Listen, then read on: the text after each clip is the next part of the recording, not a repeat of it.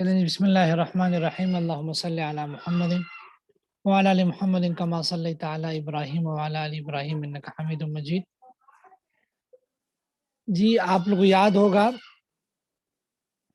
کہ ہم نے جو ہے وہ سراجی کا سبق، یہ آپ کو یاد ہوگا یہاں تک پڑھ لیا تھا، جو قصور کا بیان ہے یہاں تک، ٹھیک ہے۔ قصور کا جو سبق تھا وہ میں نے دہرایا بھی تھا، آپ ایک نظر اس کو دیکھ لیجئے، اگر آپ دہرا سکتی ہیں آپ میں سے کوئی ایک بار اس کو پڑھ لیجئے، پھر میں مثالیں کرواتا ہوں۔ کوئی آپ میں سے کر لیجئے اس کو، قصور کا بیان۔ بسم اللہ الرحمن الرحیم۔ جی قصور کا بیان۔ کسر کبھی آپ میں سے ترکے کوئی میں کروا ہوگی سکتی اور ہے کبھی قصور کا دین میں بیان؟ ہوگی۔ آواز آ رہی ہے؟ جی اسکرین آپ کے سامنے نا، اسکرین چلے، آپ کی آواز کا میرے خیال میں مسئلہ ہے۔ چلے میں ایک بار دہراتا ہوں آپ لوگوں کی آسانی کے لیے۔ دیکھیں، قصور کا بیان یہ سبق آپ نے پڑھا تھا جمعرات کے دن۔ اگر آپ کے سامنے وہ پچھلی فائل ہو تو پچھلی فائل میں جو قصور کا بیان ہے یہ ہے۔ اچھا سوری، جی یہ میں آواز کھول لو اس کا۔ جی تو قصور کا بیان پچھلی فائل میں ہے۔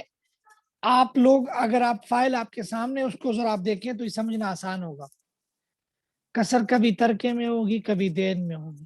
اگر ترکے میں کسر ہو تو مسئلہ اور ترکہ دونوں کو کسر کی جن سے مبسوط کریں گے، بقیہ ضرب و تقسیم کا عمل حسب سابق ہوگا، ٹھیک ہے۔ یہ میں مثالوں سے کرواتا ہوں، ایسے آپ کو کچھ سمجھ نہیں آئے گا۔ آپ کو میں نے بتایا تھا کہ عموماً ہم لکھتے ہیں، ہم جب بھی کوئی عدد لکھتے ہیں ہم اس طرح لکھتے ہیں، مثلا ہمارے پاس ہے 3.5، تو 3.5 کو ہم لکھتے ہیں 3/1/2، 3/1/2، ٹھیک ہے۔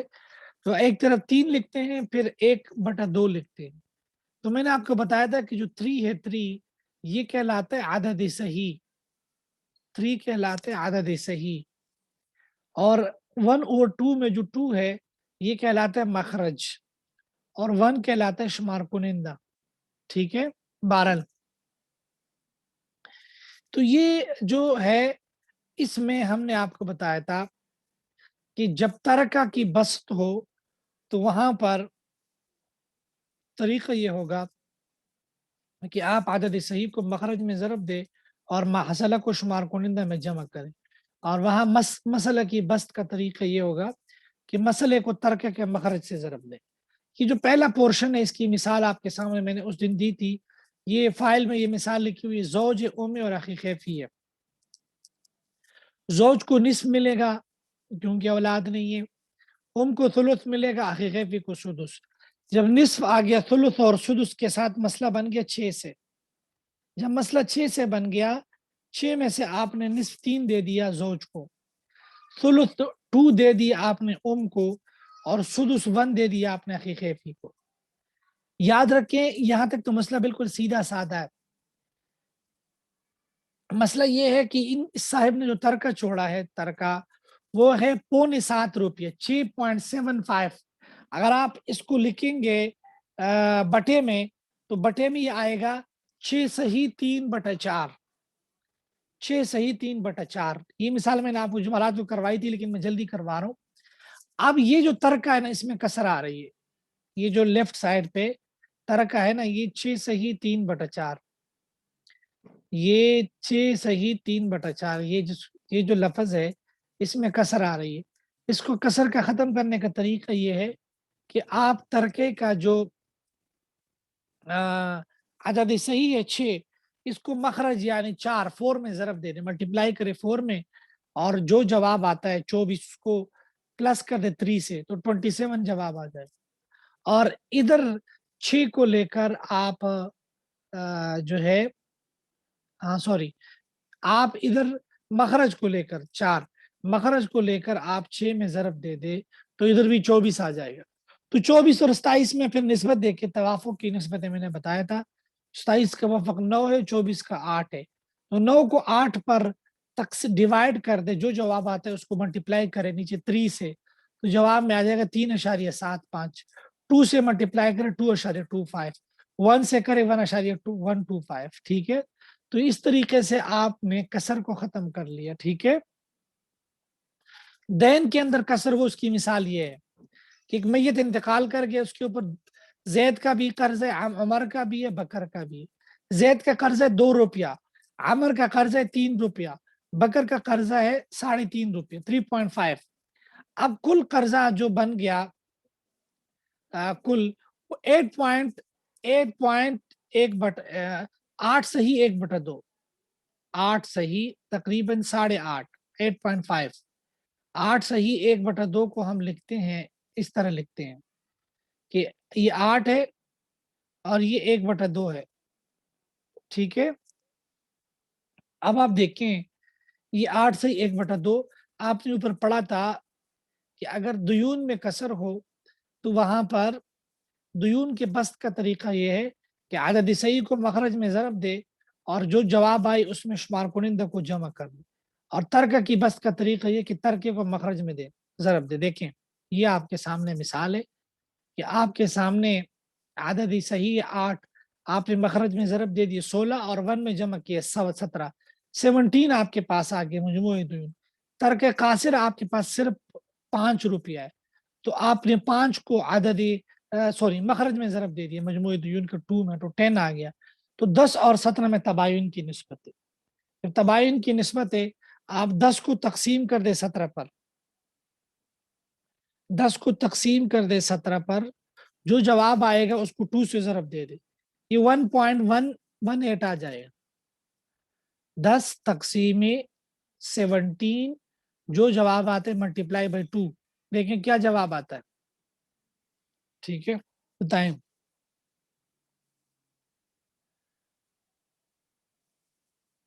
جی 10 ڈیوائڈ بائی 17 ملٹیپلائی بائی 2، جی 1.17۔ ٹھیک ہے، اسی طرح بقرے کا بھی نکال لے۔ یہ بہت آسان، یہ کوئی اتنا بھی اہم سبق نہیں تھا، یہ تو ہو گیا۔ اب اصل سبق جو میں نے آپ کو کروانا ہے ابھی، وہ میں جو فائل شیئر کی ہے جس کو آپ رد کا سبق کہتے ہیں، رد، اور وہ فائل میں نے آپ سے شیئر کی ہے، بڑا اہم سبق ہے وہ سبق۔ ذرا آپ لوگ فائل کو لیجئے، میں اسکرین بھی شیئر کرتا ہوں، جن لوگوں کے ساتھ اسکرین شیئر ہو سکتا ہے ان کے ساتھ میں اسکرین شیئر کرتا ہوں۔ ٹھیک ہے،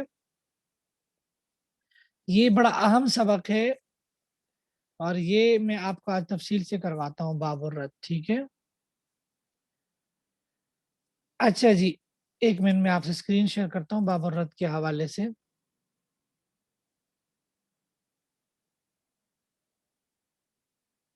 جی آ گیا۔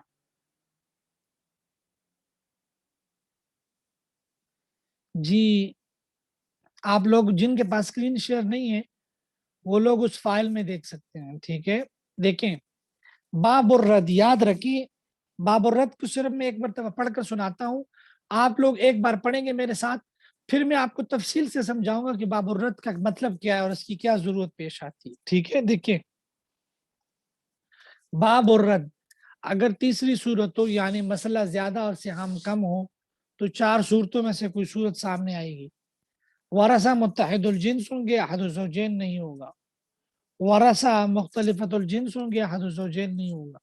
ورثہ متحد الجنس ہوں گے، احد الزوجین ہوگا۔ ورثہ مختلفت الجنس ہوں گے، احد الزوجین ہوگا۔ اس کو یوں بھی بیان کر سکتے ہیں کہ ورثہ متحد الجنس ہوں گے یا مختلفت الجنس، ہر 2 صورت میں احد الزوجین ہوگا یا نہیں۔ لہٰذا اگر پہلی صورت ہو یعنی ورثہ متحد الجنس اور احد الزوجین نہ ہو تو مسئلہ عدد رؤوس سے بنے گا۔ یہ پہلی صورت ہوگی، بڑی سمپل سی، اس کو میں کلر دیتا ہوں یلو کلر آپ کی آسانی کے لیے۔ دوسری صورت کہ ورثہ مختلفت الجنس اور احد الزوجین نہ ہو تو مسئلہ عدد سہام سے بنے گا، یہ بھی بڑی سادہ صورت۔ تیسری صورت اگر ورثہ متحد الجنس اور احد الزوجین ہو تو احد الزوجین کے فرض کے مخرج سے مسئلہ بنا کر ان کو ان کا حصہ دے دیا جائے گا اور مابقی ورثہ متحد الجنس کے درمیان برابر تقسیم کریں گے۔ اگر کسر آ رہی ہو تو تصحیح کر لیں۔ صورت نمبر 4 مشکل اور تفصیلی ہے، اس کی باری کل ہی آئے گی، یہ آپ پہلے 3 صورتوں کو کر لے، بڑی بات ہے۔ یہ آپ دہرائیں پہلے 3 صورتوں کو، شاباش، کوئی آپ میں سے دہرائے باب الرد. بسم اللہ الرحمن الرحیم. آواز آ رہی ہے؟ جی آواز آ رہی ہے. بسم اللہ الرحمن الرحیم. باب الرد. اگر تیسری صورت ہو یعنی مسئلہ زیادہ اور سہام کم ہو تو 4 صورتوں میں سے کوئی صورت سامنے آئے گی. ورثہ متحد الجنس ہوں گے، احد الزوجین نہیں ہوگا. ورثہ مختلف الجنس ہوں گے، احد الزوجین نہیں ہوگا. ورثہ متحد الجنس ہوں گے، احد الزوجین ہوگا. ورثہ مختلف الجنس ہوں گے، احد الزوجین ہوگا. اس کو یوں بھی بیان کر سکتے ہیں کہ ورثہ متحد الجنس ہوں گے یا مختلف الجنس، ہر 2 صورت میں احد الزوجین ہوگا یا نہیں. لہٰذا اگر پہلی صورت ہو یعنی ورثہ متحد الجنس ہو اور احد الزوجین نہ ہو تو مسئلہ عدد روز سے بنے گا، اور دوسری صورت ہو یعنی ورثہ مختلف الجنس ہو اور احد الزوجین نہ ہو تو مسئلہ عدد استحام سے بنے گا. اور اگر تیسری صورت ہو یعنی ورثہ متحد الجنس ہو اور احد الزوجین ہو تو احد الزوجین کے فرض سے مسئلہ بنا کر ان کا حصہ دے دیا جائے گا، اور مابقیہ ورثہ متحد الجنس کے درمیان برابر تقسیم کیا جائے گا. اگر کسر آئے تو تصحیح کر لیں گے. جی ٹھیک ماشاء نہیں؟ اللہ. جی ٹھیک ہے ماشاء اللہ. متحد الجنس ہو، جی احد جی الزوجین ہو تو احد الزوجین کے فرض سے مسئلہ بنا کر ان کو ان کا حصہ دے دیا جائے گا، اور مابقیہ وارثہ متحد الجنس کے درمیان برابر تقسیم کیا جائے گا. اگر کسر آئے تو تصحیح کر لیں. اچھا بڑی صورت جی صورت نمبر 4 پھر پڑھیں گے. اب سنیں غور سے، میری بات سنیے غور سے، یاد رکھیں. باب الرد جو ہے اس کے حوالے سے چند باتیں بڑی اہم ہیں جو سمجھ لیجئے. وہ یہ ہے، یاد رکھیں باب الرد لنک کرتا ہے باب العول کے ساتھ. اگر آپ کو یاد ہوگا آپ نے عول میں پڑھا تھا باب العول کے شروع میں کہ کبھی مسئلہ اور سہام دونوں برابر ہوں گے، اس کو مسئلہ عادلہ کہتے ہیں، وہ تو آپ نے پڑھ لیا. کبھی آپ نے پڑھا ہے کہ مسئلہ جو ہے وہ کم ہوگا، سہام زیادہ ہوں گے تو وہاں عول کریں گے، یہ بھی آپ پڑھ چکے ہیں. یہ اب تیسری صورت ہے جو کہ وہاں کے بجائے یہاں کتاب میں چونکہ یہاں بیان کی، اس لیے ہم اس کو یہاں بیان کر رہے ہیں. کہ کبھی یہ ہوگا کہ مسئلہ زیادہ ہوگا، سہام کم ہوں گے، مال بچے گا ہمارے پاس کچھ. مثلا میں مثال دیتا ہوں، اگر صرف ایک بیٹی ہے، ایک بیٹی اور رسا میں اور کوئی بندہ نہیں ہے تو بیٹی کو ملتا ہے ہاف، آدھا. تو اگر آپ 2 سے مسئلہ بناتے ہیں، 2 میں سے 1 آپ نے دے دیے بیٹی کو، دوسرا 1 کس کو دیں گے؟ یاد رکھے بڑی اہم باتیں میں کر رہا ہوں پریکٹیکل لائف کے حوالے سے، میراث کے حوالے سے. رد کا مسئلہ آپ تب لکھیں گے جب آپ کے پاس حصے عملاً بچ رہے ہو. لیکن یاد رکھیں پریکٹیکل ہماری پریکٹس یہ ہے کہ رد کے مسائل عملی طور پر، یہاں تو ہم آپ کو بہت مثالیں کروائیں گے، سراجی میں تو رد کی بہت زیادہ ضرورت پڑتی ہے، لیکن پریکٹیکل میں رد کی صورتیں بہت کم پیش آتی ہے.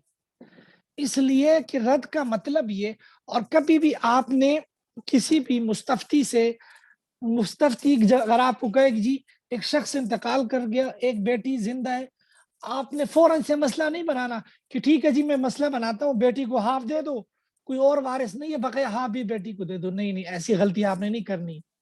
مستفتی کو تو نہیں پتہ شرعی وارث کون ہے، آپ نے اس سے پوچھنا ہے، اس سے بار بار سوال کرنا ہے کہ بیٹی کے علاوہ مرحوم کے ماں باپ ہے، اس کے اور کوئی بھائی ہیں، بردر سسٹر، ان بھائیوں کے بیٹے ہیں، اس کے چچا ہے، چچا کے بیٹے ہیں.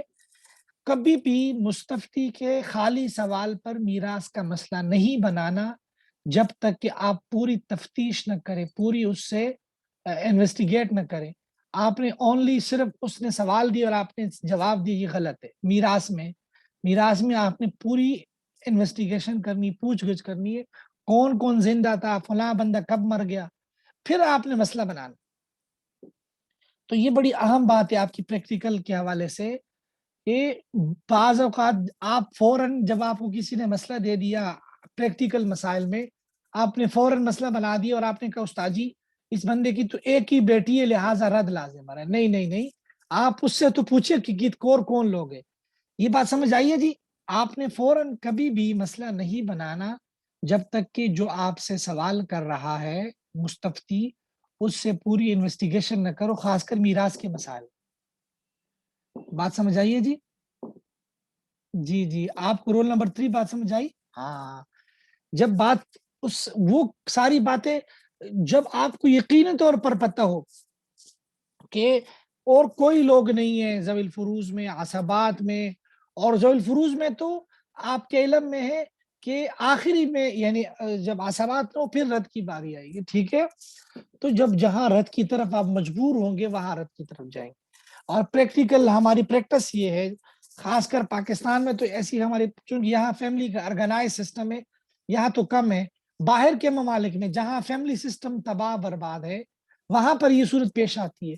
مثلا ایک خاتون ہے، اس نے اسلام قبول کیا اور اس کی ایک بیٹی ہے، بقیہ پوری جو فیملی وہ غیر مسلم ہے، وہاں پر یہ رد والی صورت پیش آئے گی کہ ہاف جو ہے اس کی بیٹی کو مل جائے گا ذوی الفروز ہونے کی بنا پر، اور جو ریمیننگ ہاف ہے وہ مل جائے گا رد ہونے کی بنا پر۔ تو اس لیے جہاں فیملی کا سسٹم بڑا آرگنائز جس طرح پاکستان وغیرہ ہے، یہاں رد کی صورت بہت کم پیش آتی ہے، ٹھیک ہے؟ اس کی وجہ یہ ہے کہ یہاں تو کیا ہوتا ہے، یہاں تو فیملی کا کوئی نہ کوئی عصبہ زندہ ہوتا ہے۔ عصبات کی تو بڑی لمبی لسٹ ہے نا، کہ بیٹا، اگر بیٹا نہ ہو تو پوتا، پوتا نہ ہو تو باپ، ورنہ دادا، بھائی بہنیں، اگر بھائی نہ ہو تو بھائیوں کی مذکر اولاد یا ان کے پوتے، اگر وہ نہ تو چچا تایا، چچا تایا کی اولاد، تو بڑی لمبی لسٹ ہوتی ہے، کوئی نہ کوئی زندہ ہوتا ہے فیملی میں، ٹھیک ہے؟ بہرحال سادہ سی بات یہ ہے کہ رد میں ممکنہ طور پر 4 صورتیں بنتی ہیں، 4 صورتیں۔ پہلی صورت یہ ورثہ متحد الجنس ہو، یہاں جنس سے مراد جینڈر نہیں ہے، یہاں جنس سے مراد مذکر و مؤنث نہیں ہے، بلکہ جنس کا مطلب یہ ہے کہ اگر بیٹی اور صرف بیٹیاں ہوں تو یہ متحد الجنس ہے، اگر صرف بنات ہو تو یہ متحد الجنس ہے، صرف ابن ہو تو یہ متحد الجنس ہے، اگر ایک طرف بنت ہے اور ایک طرف ہے تو یہ الگ الگ جنس ہے، ٹھیک ہے؟ تو پہلی صورت ہم نے آپ کو یہ بتائی کہ اگر ورثہ متحد الجنس ہو اور احد الزوجین نہ ہو تو وہاں رد میں آپ مسئلہ عدد رؤوس سے بنائیں گے۔ یاد رکھیں یہ جو پہلی بات ہے اس کی مثال میں آپ کو سمجھاتا ہوں، میں نے یلو کلر دیا اس پہلی بات کو، آپ نیچے یلو کلر میں مثال دیکھیں جی، دیکھیں مثال کو، مثال میں آپ کو سمجھاتا ہوں تو آپ کے لیے بات کلیئر ہو جائے گی۔